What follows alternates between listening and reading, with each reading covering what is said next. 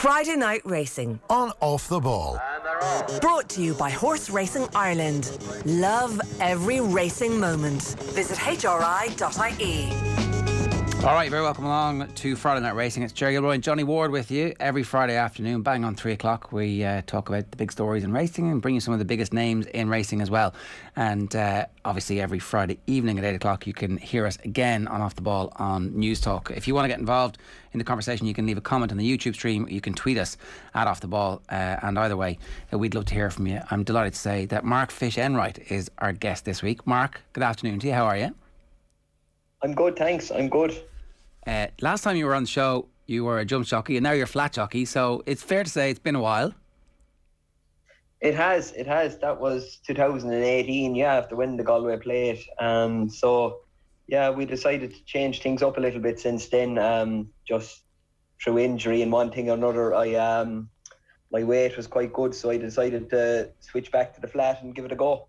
Because I think we might have talked about this before. You actually started out as a flat apprentice and things were going great, but then you switched to the jumps. Just bring us back to maybe at the very start when you were deciding to get into this. What was your dream when you were, smacking yourself in the ass and pretending to be in a race? Were you winning the Grand National or were you winning the Derby? It was always the Grand National, It was always to be a jump jockey, I suppose. And I started off, and as a claimer or whatever, my weight was always going to be against me. So I always wanted to be a jump jockey. And so I started on the flat. Obviously, it's either you kind of start on the flat, or most people start out in the flat as an apprentice, or start off in points as an amateur and progress to conditional ranks then that way. But I started off in the flat as an apprentice with a fuzzy stack, and obviously my weight then, I got a little bit too heavy to be claiming on the flat, and started riding over jumps then, and things were great for a while, and we tipped away at it, and we done okay. And I suppose one thing led to another then. After a lot of injuries, I and my weight actually leveled off the older I got, so I decided to make the switch back to the flat. So what is your walking around weight on an average month without big parties or without doing too much work? So I kind of be waking up 9 stone every morning, so I mean 8:12, 8:10 is kind of reachable from there, but every morning is kind of 9 stone. So it wasn't always that when I was a jump jockey, mind, but no, I just have to watch it and control it, my diet a little bit more, and we're giving it a go anyway, so we're keeping the weight right anyway, And is part of that just maturing as well, where you get to a point where you understand what the rhythm of the week is going to be, when you're going to train, when you need to eat, when you need to recover? It is definitely, in my younger days, I'm a lot lighter now than when I was an apprentice in the flat. When I started out, obviously I was about 8.5 stone, and then it kind of shot up to 9.5 stone, and it's something that I've got the hang of now. So I mean, when I'm racing most days, it's easy look after it, because you're busy and you're only eating little bits and you're keeping hydrated and whatever else. Whereas on an easy week, it's a little bit harder, all right, when you're sitting on the couch and after finishing riding out of the morning, if you've nothing on for the evening, it's you have to keep away from the fridge. Yeah, when we had Davy Russell on lately, Mark, he was on about that he said he'd put on weight. Now I think he may have put on a stone, if not less, but he was really, really hardline on what you eat. And I think Davy's indiscretion to the rest of us would be literally a normal day, if not actually a good day. So his indiscretions, because he's been looking after his weight, was whatever he ate was probably a sandwich, or maybe a bit of chocolate or something. But he was basically saying, God, I hated the feeling of it. It didn't suit me at all. It must be kind of weird. Jockeys must get into this mode where their hunger maybe becomes just something that's there, and you almost start forgetting about it after a while. I've also come across Lorcan Wire.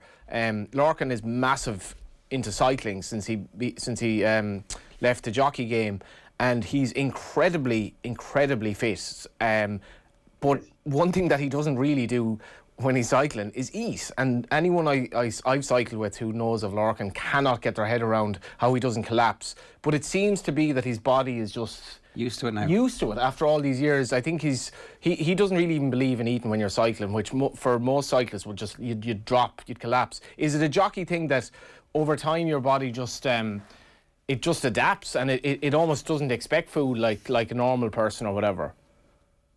Yeah, I suppose it probably does. I don't really know the science behind it, or if there is science behind it. But on a racing day, if I'm busy in the morning right now, I mean, it's a coffee, maybe a little bit of chocolate. And if I'm going to the races, then I won't eat before I ride. Some of that is due to obviously doing light weights, but a lot of it is I just don't eat. I don't have the best of stomach, so I don't like riding on a full stomach, because it can sit in your stomach, it make you feel a little bit sick. You're busy, and in a race finish, you're pushing yourself, So it's just something I don't do. I don't think about it a whole lot now. Obviously, a little bit of fruit and stuff at the races is fine or whatever. But I wouldn't be eating a meal or a big breakfast roll or anything. Even when I was riding over jumps, I'd never filled my stomach going racing. It's just I like to ride in an empty stomach, I suppose. I think so much of this is, and this isn't really a racing thing, I think so much of this is mind over matter. It's that, if you say to yourself every day after 2 or 3 o'clock, I'm just not eating after that, and you have a decent meal around lunch or that, after a while it'll be just completely normal. Whereas I think for some people, they can't even, after 7 or 8 o'clock, they can't not eat after that, and then they go to bed and their stomach should have been kind of fasting going to bed, but that's not the case. And I think jockeys are probably a good example that you can get by perfectly well without necessarily gorging like we do. Absolutely. I think a lot of it is in the mind. Hunger is in the mind. I find that as long as I'm hydrated, I'm fine. Obviously on a warm day like today, if you're busy in the morning, once you keep a drop of water or a sports drink or something into you, once there's no thirst, once you're hydrated, I find that I could go without food for days. And what's your main meal of the day then? Is it dinner time after you've and what time is that at? Dinner time is my main meal. Sometimes lunch. If I'm not racing, it'll be lunch. I'll try and have a decent lunch, and that kind of keeps me going for the rest of the day. But dinner time after racing, I mean, if it's an evening meeting or whatever, you might be getting out of, just say, Ballinrobe or someplace at 8 o'clock at night. It's probably just a sandwich on the road or something. Right. And what would a decent lunch be on a day where you're not racing? Like today, for example, you're not racing. A good lunch is it? So today I got a nice salad from Chopped on the way home there from Junction 14. So just a nice big salad, bit of chicken and loads of salad. So that'll keep me going now for the day. That is healthy. And this is new, is it? So when you were a jump jockey, were you literally having breakfast rolls, or maybe later in the day, having a because you can fill a breakfast roll with a lot of stuff. Once you start sticking in the hash browns. I suppose it hasn't changed that much. It's just I'm more conscious of what I eat. Right. It's I might have could have picked up a McDonald's, for instance, when I was riding over jumps, and I wouldn't have thought about it. Whereas now I'd go for the healthier option rather than the takeaway or something. Yeah. I'm probably still eating not a whole lot different, portion size wise and stuff like that. I'm still eating enough, but it's just I go for the healthier option now rather than the takeaway and the processed stuff. Yeah, that makes a lot of sense. Our guest this week is Mark Enright. This is Friday Night Racing here on Off the Ball, brought to you by Horse Racing Ireland. Love every racing moment. Visit hri.ie or follow the Twitter account @HRI Racing, and the hashtag is every racing moment. Can you take us back to so last time you were on, we were talking about winning the Galway Plate as a jump jockey. Was it still in your head at that point, at some point in the future, to go back to being a flat jockey, or at that point, did you feel like you were committed to being a national hunt jockey for the foreseeable future? At that stage, I was definitely committed, yeah, because look, things were going great at the time, and at that stage, there was no reason to change. I was tipping away, writing plenty of winners, and I suppose that there was injuries, but they were few and far between at that stage, and things were going well, so I never even thought about it. And it was just until I think it was probably the year after I won the Galway Plate, so it would have been 2019. Just it was one fall after the other and one injury after the other, and every time you come back, you're coming back to less and less because there's new lads getting in where you were, and it just becomes harder and harder, and I suppose the injuries take their toll then as well, and after each injury I was coming back to a lot less and a lot less and a lot less. So I just decided my weight was very good, so I said, sure, why not give it a go. This is the thing as well that we spoke about when Rory Cleary was on after winning the Guineas. Big race win makes almost no difference whatsoever to a journeyman jockey, and I say that in the nice possible way. Like when you won the Galway Plate, Mark, it didn't entitle you to any more rides at all, really, did it?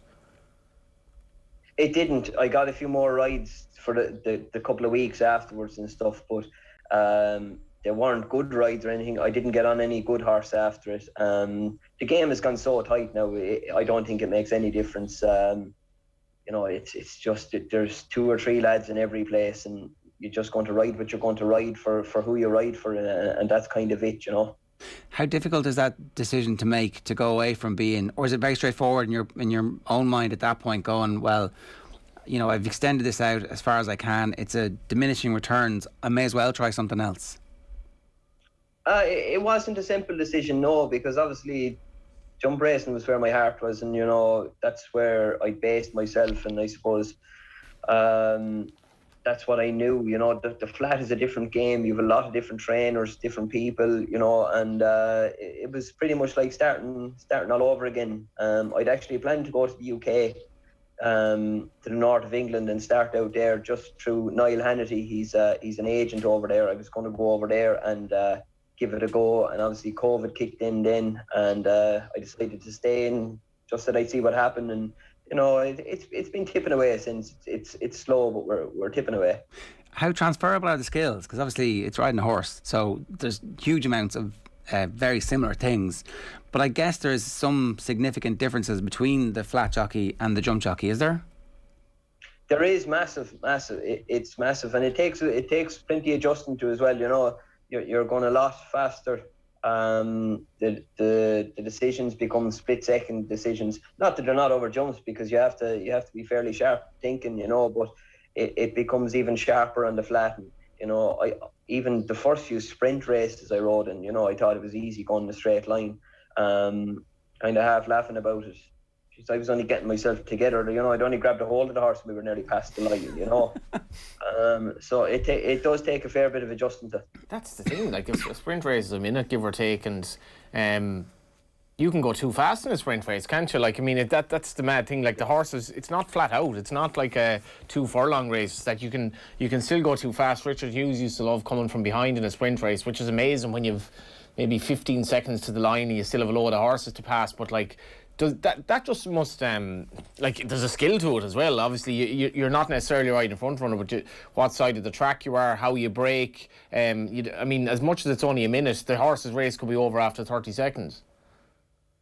Absolutely, yeah, absolutely. It's now it does happen quite fast, but you have the brake, you have to get away good and sharp, you have to be where you want to be. Like, a lot of horses need covered up, and they can be quite keen as well in the sprint races, and you're trying to take them back for a couple of furlongs, get into a nice rhythm, get them breathing. It's not just go as fast as you can for the 5 or 6 furlongs or whatever it is. It's no, you have to ride a race, and there's a lot of tactics involved in it, and you most definitely can go too quick. What's we'll say the top speed that your horse will hit in a race like that? Say, for argument's sake, say if you're riding in a proper good sprint. I wouldn't be quite sure. I suppose it'd be in the 40s, anyway, would it? Miles per hour, it would be. It's some thrill now. It's some thrill going that speed, and thank God there's no jumps in front of you going that speed. Well, you've actually you've ruined what I was going to say there, because when I spoke to you about a month or 2 ago, you said, I just do not get the same thrill at all from the flat. But maybe you do now. No, it's a good thrill going that fast, but no, I don't think anything will ever compare to the thrill of jump racing. The thrill of a good handicap chaser, proper good chaser, winging a fence. There's no other feeling like that. Which bit? The bit before you take off, the bit when you're in the middle of the air, or the bit when you safely land and you know that you've navigated it properly? I think that bit of looking for that stride, or looking for that long one, that long stride, and when the horse comes up for you, and I suppose when you're in mid-air, that's a great feeling, and especially a 2-mile chaser. I didn't ride too many good ones, but I experienced it once or twice, of flying down to a fence, going proper fast and looking for that long stride and getting it. You know, that's a proper feeling. Am I right in saying you're not from a completely dyed-in-the-wool racing background? That it was a bit random that you got interested in the jumps game in the first place? It was very random, yeah, very random. There's no background at all there. So I think I watched, was it Hector did a thing with Pat Flynn. Here. Is that what got you into it? I remember that well, yeah. That was a great show, actually. Yeah, that's what got me into Only racing. Fools Buy Horses? Only Fools Buy Horses. I watched that. What age were you? I was still in primary school, and I'm not sure what age. I maybe 10 or 11, maybe. Right. And watched that, and I decided after that then I wanted to be a jockey. Little did I know, you know. Just goes to show these things work, these programs work. I'm telling you, and that's God's honest truth, yeah. That's how I got the bug for it, and I liked it at the start. But now at that stage, I wanted to be everything, you know. I wanted to be a Limerick hurler too, but I wasn't good enough for that. Still time. Not now. Still time. I don't know. I think that maybe they're doing okay. You know, a couple of years back when they were struggling, you might have made a decent case for it. Right now, there's not that many openings. They might be looking for the water boy. Well, on that show, Gerald, there's a beauty in like, and I've always thought this, there's a beauty in the struggle, and the fella who's not like, I can't exactly remember the horse that Pat trained for Hector, but like he or she, huh? Traverse. Like was it a she? I don't know. Whatever it was anyway, whether it was a gelding or it was moderate. But the whole story behind it was engrossing. It was really, and like I was a bit like you. I don't know, Fish. I was probably, I don't know, was half getting into racing at the time. I was into it a little while, but I found that story and just the highs and lows and the interaction between Hector and Pat, who's a great character himself. It made a 0 to 60 horse feel like something that really, really got you going. It did, definitely, and I remember it well, and it's years since I've seen it now, but it was a great show, and then you had all the faces on it, you know, and like, little did I know, a few years on I'd be meeting them all and like riding. I've rode a good bit for Pat and that, and you know, I've met the majority of the people that were in it, so it just shows like anything's possible, you know, that I was looking at this at home, knew nothing about racing or knew nobody in racing, and you know, watched it on television and said, that's what I want to do now. And little did I know it would happen, you know. And Mark, when you're telling your family and your friends that you've seen this thing on telly and you're going to do it, are they like, yeah, no problems, off you go? Or are they like, what? I mean, it's kind of an alien world. Yeah, well, that was it, you know. Well, I suppose at that stage everything was a fad and a phase, you know. I wanted to be this one week and something else the next week, and yeah, there was a friend of mine then in school, David Small was his name, and he used to ride out on the weekends for in Lee's Cross, Billy Lee's home place. So I met him. I went to school with him for years, so I said to him one day, I'll come over some weekends. So he said, come on. So I went over there and just got into it that way. Went to a riding school then, started riding ponies, and just got into it that way, yeah. And there must have been some point though where you realised this is like, it's working out for me. It's not, you know, there's a lot of people who go and do stuff and want to be a Limerick hurler, but maybe, you know, you weren't as good as Cian Lynch, say. Whereas actually it turns out you're quite a good jockey. So at some point the penny drops with you. You know what, I'm actually good at this and I'm going to stick with it. Yeah, well, it took a lot of getting used to, but I just loved horses when I started doing it. And outside of watching the show and whatever else, it just, when I started doing it, I actually enjoyed doing it, and I had a love for horses, you know. So, you know, there was never a question of, am I good enough at this or whatever. I was doing it for the love of it, regardless of whether I was good, bad, or indifferent at doing it.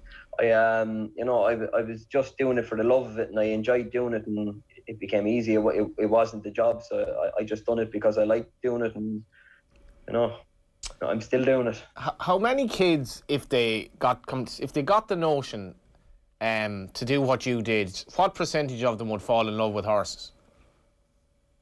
I reckon a lot of them, yeah. I reckon a lot of them. I mean, everyone's different, but I mean, if you're an outdoor sort of fella, you know, like, I suppose times are changing and generations are changing, you know. A lot of it's social media now, and you know, a lot of kids aren't playing outside, you know. Like when I was younger, it was all cycling around on the bike, poking the ball around with the hurley, you know. I was always outside and just wanted to be outside. So I suppose it came natural to me then with horses being outside all the time. Whereas I suppose the new generation, a lot of them are inside behind computer screens, so it's hard to know. Well, as a young parent yourself, are you conscious of that then? Because I don't have kids, but if I did, I think a massive challenge would be like inculcating in them a love of the outdoors and sport and all of that, whilst conscious of the fact that, I mean, the tide is all towards phones and, as you say, computers and social media and yada yada. So, like, you're a young girl, what do you want her to do, and how can you encourage without pushing too far, I suppose?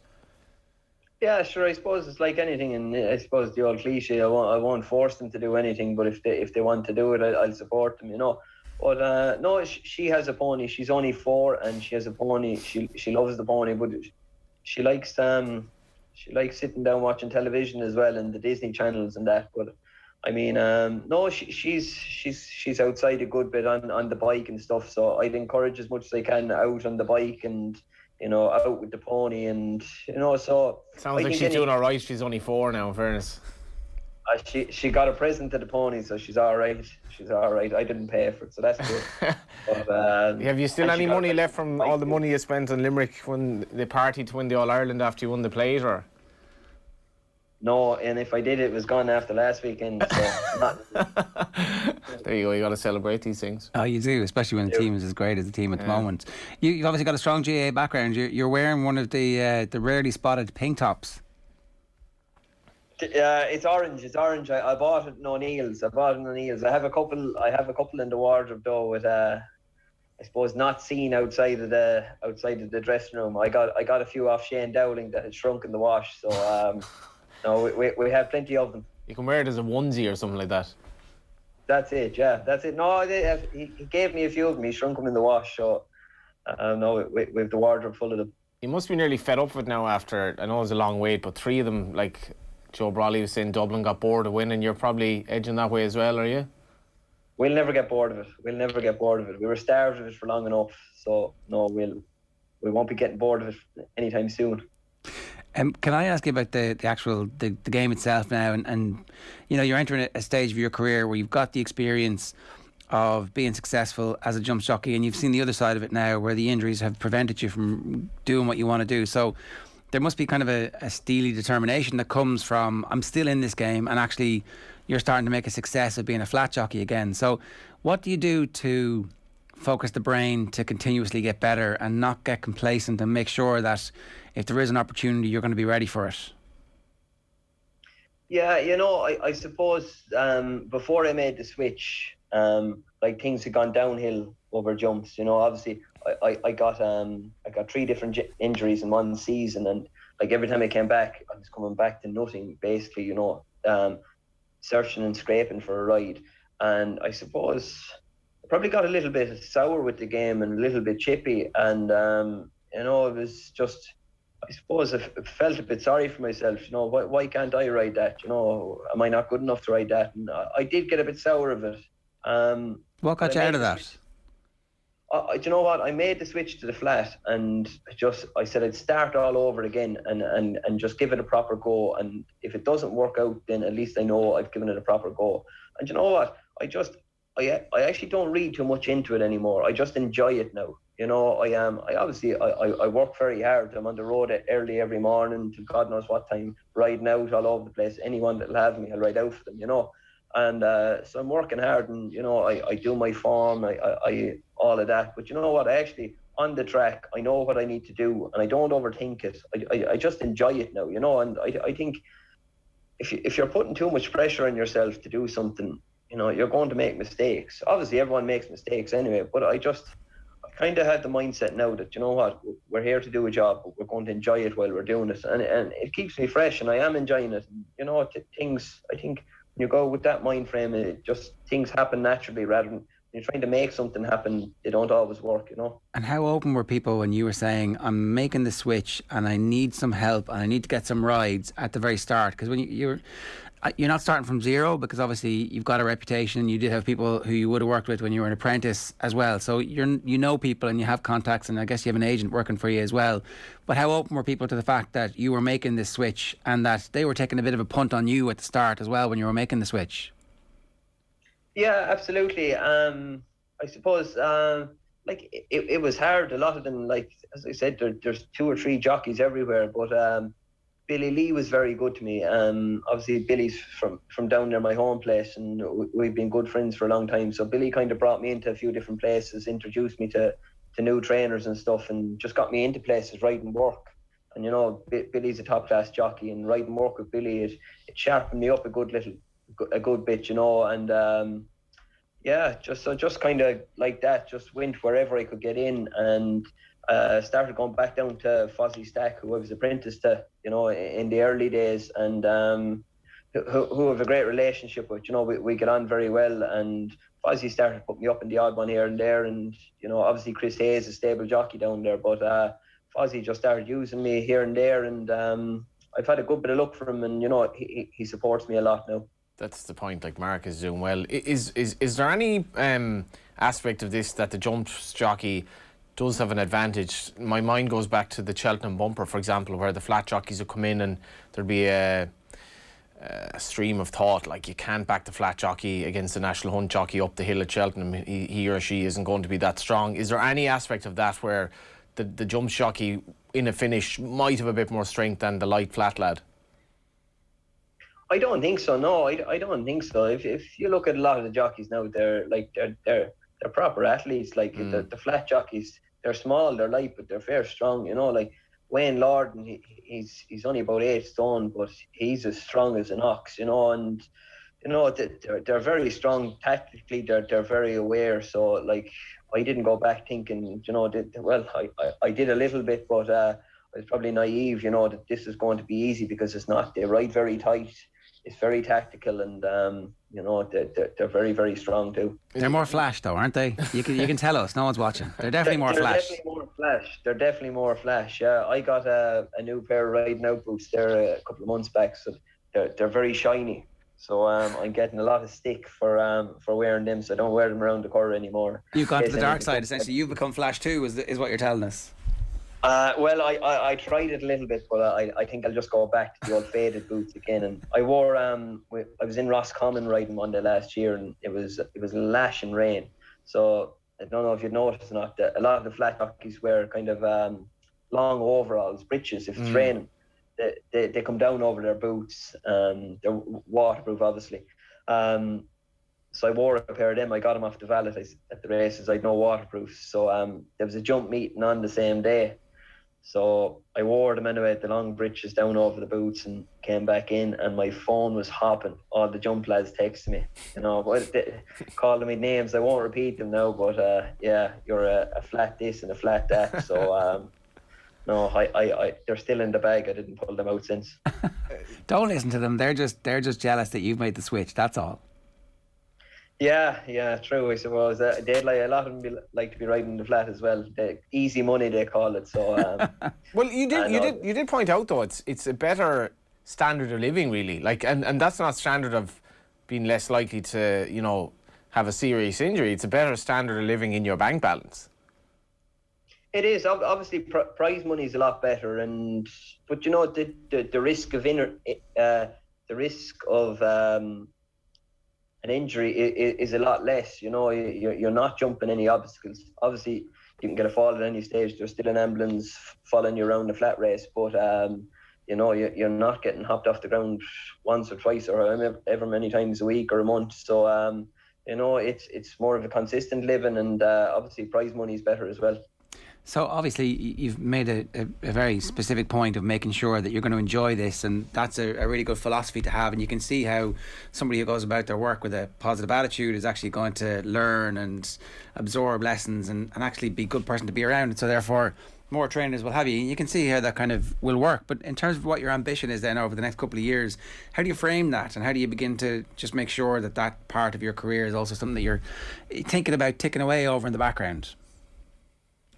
Yeah, well, I still want to do very well. I mean, I still have the drive, and I mean, every day the entries come out, I'm looking at the entries. What can I ride? What can I get on? I'm doing my best. Where can I go to try and get more rides? So look, I just want to ride as many winners as I can, get as many rides as I can, and break into different yards, ride for new trainers all the time. But I mean, it's very hard.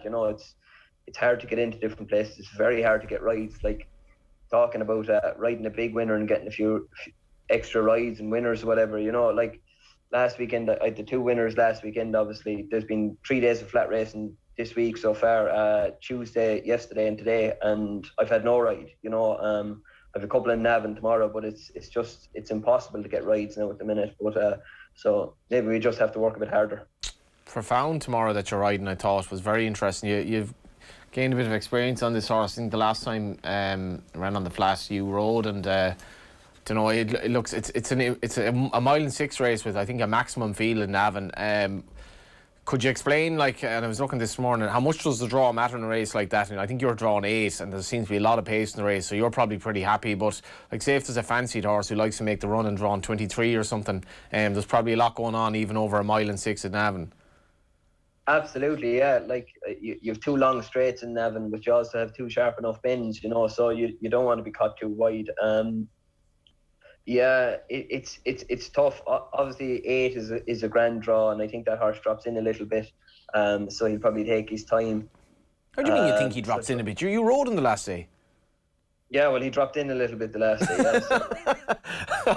Yeah, so. You're not giving anything away, Mark. So look, I can't give too much away. No, he takes his time. So the draw isn't as important. Obviously, if you want to be making the running or good and positive, the lower the draw, the better, But you do have 2 long straights, and it'll be handy enough to get into a position, with the long straights. So no, he'd hopefully have a little chance. He should like the ground. He's won over hurdles since I last rode him. So hopefully he runs a big race. He does know, actually. He does know. He's just letting on there. I thought he'd interest. You're riding for the great Ronan McNally as well, which is an interesting alliance. I ride one for Ronan, yeah. Ronan's been good to me. Obviously, I won in the Real Deal a couple of times, and he's kept using me away. So, another good man to be riding for. So it's a very interesting period of your career where you're ready to do more and hoping to get more rides and performing well when you do get the rides. It's it feels like something's going to drop for you fairly soon.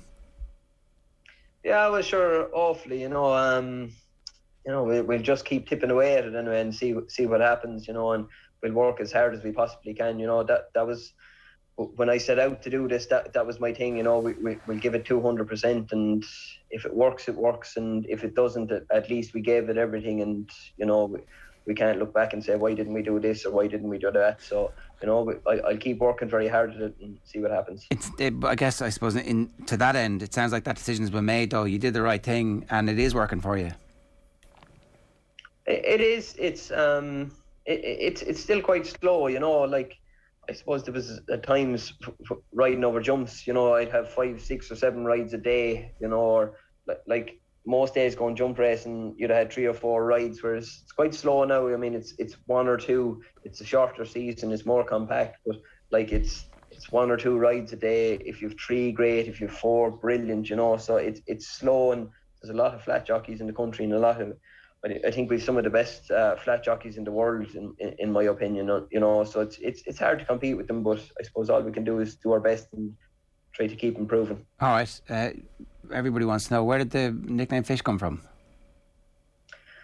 I was living with Martin Ferris back when I was an apprentice in Fozzie's many years ago, and I wanted to get a goldfish. I asked Martin, could I get a goldfish? And he said no, he wouldn't let me. So himself and Davy Condon started calling me Fish. So there are many theories and stories, but that's the truth. Story. So that's the truth. That's the truth. So it's stuck ever since. Well, that's our job done for today. At least we've managed to get that truth out there, or at least your version of the truth, which is really, let's face it, all that counts. Well, exactly. That's definitely the truth. Anyway. Well, listen, Mark, best of luck with everything. Continued success, and thanks a million for joining us today. Cheers. Thanks, Mark. Super job. Thanks, man. It's Mark Fish Enright there, our guest this Friday afternoon on Friday Night Racing. Friday Night Racing is brought to you by Horse Racing Ireland. It is a tough old gig, isn't it? In fairness, he's making a go of it. I know, obviously, everybody always wants more work and more success, but next time it comes, he's going to be ready for it. Yeah, he did have 2 winners last weekend, which, as he said, he hasn't had a ride the last 3 days. So 2 winners last weekend, I think, kind of justifies the end justifies the means. Like Irish flat racing, as he says, because the standard of jockeys. I mean, we've lost the great Pat Smullen, but he's been replaced by this. Colin Keane has just gone to another level. The theory is that spoke to Ben Cohen during the week, and he's a jockey really going places, but he's part of this generation of young lads coming up. I mean, the likes of Dylan Brown McMonigal, Sam Ewing. It's just really, really tough standard, and Mark is essentially a journeyman jockey, and that's the way it is. You pick up rides like that. You're picking up a couple of rides tomorrow, like that horse Profound would definitely have a chance. I think it should be pointed out, like, that jockeys don't have the worst standard of living. Like the last 3 League of Ireland podcasts we've done, the person on the podcast has said how it's really, really difficult to get a mortgage, like really difficult for a footballer to get a mortgage. And I don't think jockeys have the worst standard of living, because if you get paid to ride out, you get a fee for riding. So if you can tip away with enough rides, you'll get enough money. And if you've one decent enough payday, you'll basically be grand. So he's not playing the poor mouth there, and I think in general jockeys, they don't have the worst standard of life. They have a great thrill from riding horses, even if they're not necessarily winning. They're in the open, fresh air. I was at the Curragh the other morning. We did a piece with Willie McCreary for Off the Ball, actually. And where would you rather be? It was kind of a foggy, I saw the photographs. It looks pretty good. It was absolutely stunning, and it's one of these things that, like, you could have a morning where you're kind of, I don't know, you wake up, you were telling me about you're drinking a lot of coffee today, and it's kind of one of those days you're struggling to get going. But if a morning like that, you could be 4 hours sleep and you go out to the Curragh and you're just like, this is just amazing. And they have a good standard of life, and I don't think they maybe, I think the mortgage broker will be more favourable to them maybe than the professional soccer player in this country. All right, the tote 10 to follow looks pretty settled for the moment. Tom Malone still heavily in the lead. I'm second, by the way, which is, obviously a massive insult to you, Johnny, who is in third, and Paddy last. 388, 283, 232. They're the scores that we have so far. The next big chance for a shake-up in the standings will be the Longines Irish Champions weekend, which is due to see your big hope, St Mark's Basilica, back in action. If he runs, yeah. If he's back from injury. Day 1 of the Longines Irish Champions weekend at Leverstown will also play host to the Whirlpool, which promises the largest tote pools ever seen in Ireland. Follow Tote's social media channel for more on the Whirlpool and how that will all work. So, racing this weekend, as we've heard, Navan tomorrow. There's no race on Sunday. I'm not quite sure why that is. It just might be a day where they've literally, because they started doing this for the All-Ireland finals, but I think they just might have more days in the calendar now to give stable staff some time off, even though it's kind of like nurses and people on the front line. There's always somebody to have to look after the horse. So even though stable staff technically or notionally get a Sunday off, a lot of them still have to work. They're incredibly hard working. But the Curragh is on tonight, a really good card. And again, I've spoken to a few people that, the difference in even a few people racing has made a significant difference. It's almost like, and a lot of race meetings wouldn't have big crowds anyway, but even having 500,000 there brings a bit of life to it, and owners, let in and all that. There's still a serious issue with indoor, that effectively you're not really allowed to go indoors. So Fran Berry made the point that a couple of elderly people that he met at the races there a few weeks ago just had to go home because the weather wasn't nice enough for them to stay around. So I hope racing is still in the thoughts of people, because we're still in limbo, really. The Listowel isn't far away. Our Showpiece Champions weekend is upcoming, and it doesn't look like they're going to get anywhere near the crowds they want. But anyway, the Curragh's on tonight, and those lucky enough to go can see a good card. Okay, you actually tipped Profound on Racing TV. That was Mark's. It should be like 14-1, something like that. It's a massive field, but it's just it should be able to come home nicely. There's so much pace in the race. So I put up a couple of tips tomorrow. That'll be the second of them. But I think it has a reasonable chance, and it's good that Mark knows the horse as well, because it's also, as you said, it's won easily over hurdle since. All right, that is this week's Friday Night Racing in the books. You can, of course, stream us live every Friday afternoon at 3 o'clock on youtube.com/Off the Ball, or of course you can listen to us every Friday evening from 8 on Off the Ball on Newstalk. We'll see you next week. Friday Night Racing on Off the Ball. Brought to you by Horse Racing Ireland. Love every racing moment. Visit hri.ie.